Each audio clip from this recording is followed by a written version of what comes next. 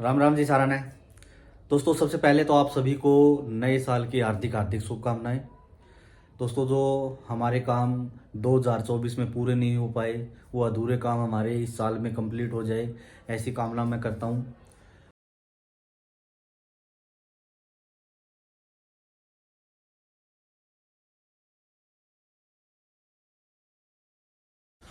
दोस्तों आज इस वीडियो में ना हम डोनर लाइफ के बारे में बात करेंगे। देखिए दोस्तों, कल ना एक भाई मेरे से मिलने के लिए आया था और उस भाई की वाइफ की पिछले 3-4 महीनों से ना किडनी खराब है। उन्हें पता लग गया था भाई 3-4 महीने पहले कि भाई उसकी ना किडनियाँ ख़राब हो गई है। वो एक सीकेडी पेशेंट है। उनका क्रेटिनाइन इंक्रीज़ हो गया था, 7-8 उनका क्रेटिनाइन पहुंच गया था जिस टाइम पर उन्होंने मतलब ध्यान दिया इस चीज़ की तरफ। तो उस टाइम पर ना डॉक्टर ने बोल दिया था कि भाई इनका फिस्टुला बनवा लो और डायलिसिस से इनका करवाना पड़ेगा। तो कुछ टाइम बाद उन्होंने अपना वो फिस्टुला बनवा लिया और पिछले 2 महीनों से लगातार डायलिसिस के ऊपर है भाई। सप्ताह में सप्ताह में कभी एक बार कभी 2 बार उन्हें ना डायलिसिस के लिए जाना पड़ता है। तो भाई आया था मेरे पास मिलने के लिए और वो ट्रांसप्लांट के बारे में ना डिस्कस कर रहे हैं। उन्होंने प्लान बनाया है कि भाई चलो इनका ट्रांसप्लांट करवा दें। और जो लड़का है वो अपनी वाइफ को ना किडनी डोनेट भी करना चाहता है भाई। मैंने उसके हाव भाव से समझने की कोशिश की। वो तो चाहता है कि अपनी वाइफ को किडनी डोनेट वो करे, लेकिन भाई एक छोटी सी प्रॉब्लम है, जो अड़चन है उनके परिवार में आ गई है। और वो जो अड़चन क्या है कि वो परिवार का ना इकलौता बेटा है भाई, और उसकी मम्मी चाहती है कि वो किडनी डोनेट ना करे भाई।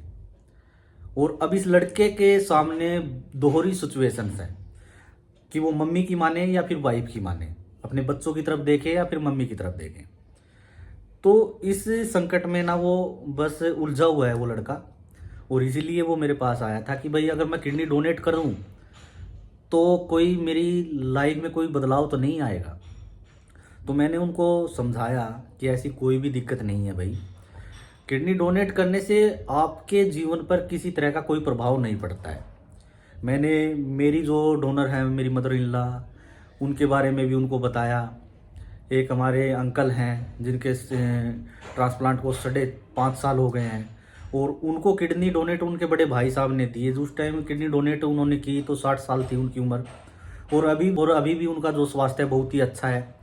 खेत में कामकाज भी करते हैं थोड़ा बहुत इसके अलावा एक हमारे भाई साहब हैं जिनके किडनी ट्रांसप्लांट को 3.5 साल हो गए हैं। उनकी वाइफ ने उनको किडनी डोनेट की थी, तो उनकी लाइफ भी बहुत अच्छी है। तो मेरे जो लिंक में जितने भी लोग हैं ना, उन्होंने उनके जो डोनर हैं उनकी लाइफ बिल्कुल अच्छी है भाई, और अच्छे से वो अपना कामकाज कर रहे हैं जो पहले वो कामकाज किया करते थे। तो ऐसी कोई दिक्कत आती ही नहीं है भाई डोनर की लाइफ में। तो मैंने आज तक कोई सुना नहीं है कि भाई किडनी डोनेट करने की वजह से ना इनको कोई प्रॉब्लम हो गई।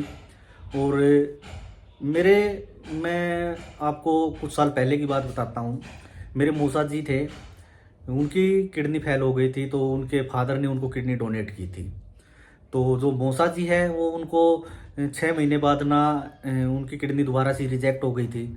और उसके बाद में ना मौसा जी की डेथ भी हो गई थी। लेकिन उनके जो फादर हैं जो उनके डोनर बने थे और लंबा जीवन उन्होंने अपना जिया है। तो दोस्तों, किडनी डोनेट करने की वजह से डोनर की लाइफ में कोई भी किसी तरह का बदलाव नहीं आता है। ये बातें मैंने उस भाई को अच्छी तरह से समझाई थी। लेकिन उनकी सिचुएशंस क्या है कि भाई वो परिवार का इकलौता बेटा है। उसकी मम्मी को डर है कि भाई किडनी डोनेट करने की वजह से अगर कोई इनको कल को दिक्कत आती है तो फिर भाई हमारी लाइफ का क्या होगा। और उस लड़के की समस्या ये है कि भाई अगर उनकी वाइफ के साथ अगर कुछ घटना घट जाती है तो फिर उनके बच्चों का क्या होगा। तो फिर मैंने उनको कहा कि भाई देखिए, आप अपनी मम्मी को थोड़ा सा समझाएं, उनसे बैठ कर के ठंडे दिमाग से डिस्कस करें। अब जो आपकी फैमिली के बड़े लोग हैं उनसे कहें कि इनको थोड़ा सा समझाएं कि किडनी डोनेट करने से कोई दिक्कत नहीं आती है। और आप अपनी जो वाइफ है उनको किडनी डोनेट ज़रूर करें भाई, जिससे कि उनकी जो लाइफ है वो सेफ हो सके। और जो आपके बच्चे हैं और जो आपके बच्चे हैं उनका जो भविष्य है वो बना रहे। तो दोस्तों, उन्होंने कहा कि भाई चलो ठीक है, आपसे बात करके बहुत अच्छा भी लगा और मैं कोशिश करूंगा कि भाई मैं मेरी मम्मी को ना अच्छे से समझा पाऊँ। और अगर ज़रूरत पड़ी तो आपसे बात करेंगे हम, तो आप बात ज़रूर करें। तो मैंने कहा कि कोई दिक्कत नहीं है, अगर बात करने की आपको आवश्यकता लगती है तो आप मेरे से बात ज़रूर करें। मैं आपकी मम्मी से भी बात करूँगा, तो वो मैं हो सके तो मैं मेरी जो डोनर है मदर इन लॉ, मैं उनसे भी उनकी बात करवाऊँगा, लेकिन ना हटें। तो भाई मैंने उनको कहा कि भाई देखिए, ये जो समाज के अंदर जो छोटी छोटी बातें होती हैं, इनको लेकर के आप अपने कदम जो है ना पीछे ना हटाएं भाई। देखिए, खुदा ना खास्ता कि आपकी किडनियों के अंदर कोई दिक्कत आ जाती, तो फिर उस टाइम पर भी आपकी मम्मी आपकी वाइफ को ये बोलती क्या कि भाई आप हमारे परिवार की अकेली बहू है, आप किडनी डोनेट ना करें। आपकी मम्मी सबसे पहले आपकी वाइफ को ही बोलती कि भाई ये आपके हस्बैंड है, आप आगे आएँ और इनको किडनी डोनेट करें। ऐसा होता या नहीं होता? तो उसने कहा कि हाँ ये राइट है, ये होता। तो मैंने कहा कि फिर आप पीछे क्यों हट रहे हैं भाई? आप अपने परिवार को समझाएं और आप अपने ससुराल वालों से भी बात करें, वो थोड़ा बहुत वो समझाएंगे। और अगर दोनों फैमिलियाँ एक होकर के इस मुद्दे पर डिस्कस करेंगी तो इसका जो समाधान है ना वो अच्छे तरीके से निकल जाएगा।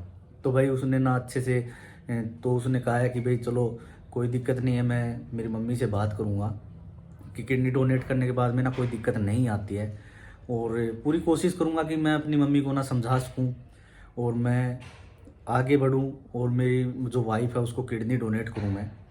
तो भाई हमें ना हमेशा परिवार में जो भी हमारे सदस्य हैं, चाहे वो हमारी वाइफ हो, चाहे फिर कोई और भी सदस्य हो, हमें ना एकजुट होकर के जो हमारे परिवार के अंदर जो दिक्कतें आई है, जो समस्या आई है, उसका ना सामना करना चाहिए। आज भी अगर आप पुरानी रीति रिवाजों के अनुसार चलते हैं तो फिर कोई मायना नहीं रखता है कि भाई आपकी एजुकेशन क्या है। तो भाई मैंने ना ऐसे बहुत से लोग देखे हैं जिनकी किडनी ट्रांसप्लांट के बाद अगर किसी बहू की किसी परिवार में किडनी खराब हो गई तो उसकी सास ने, उसके ससुर ने, उसकी दिरानी जिठानी ने उनको किडनी डोनेट की है और जो पेशेंट है उसकी लाइफ को सेव किया है। अगर हमारे परिवार के अंदर किसी भी सदस्य के अंदर कोई प्रॉब्लम्स आती है, चाहे वो हमारी वाइफ हो या फिर भाई बहन कोई भी हो, हमें ना एकजुट होकर के उस समस्या का समाधान करना चाहिए भाई। ऐसे हमें पाँव एकदम से पीछे नहीं हटाने चाहिए। तो भाई आज ये वीडियो मैंने ना इसीलिए बनाई है कि भाई अगर ऐसी सिचुएशंस बनती है हमारे परिवार में तो उस टाइम पर हमें क्या करना चाहिए। हमें पीछे कदम हटाने चाहिए या फिर अपने परिवार को समझा करके आगे बढ़ना चाहिए। तो दोस्तों, आज की वीडियो को मैं यहीं समाप्त करूँगा और जल्द ही एक नए टॉपिक के साथ एक नया एक्सपीरियंस लेकर के आप लोगों से ना दोबारा मुलाकात होगी। तब तक के लिए ना मुझे दे इजाज़त। नमस्कार।